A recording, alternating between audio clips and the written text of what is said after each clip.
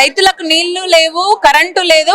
చెప్తున్నాను కదా బ్రదర్, ప్రతి ఒక్క కష్టం మళ్ళీ మళ్ళీ కరోనా కంటే ఎక్కువ కష్టము ఈ రోజు కాంగ్రెస్ ప్రభుత్వం అనే చెప్పుకోవాలి. ప్రజలు కరోనాలో సుభిక్షంగా అందరూ ఒక కుటుంబం లాగా మళ్ళీ కరోనా వచ్చి ఏం చేసింది, మళ్ళీ అందరినీ కుటుంబాన్ని కలిపింది.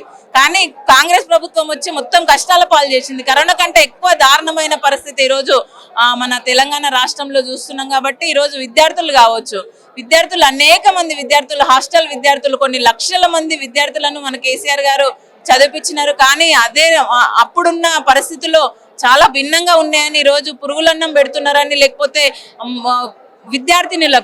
విద్యార్థినులకు డార్మెంటరీస్ కానీ ఏ రకంగా కూడా వాళ్ళకి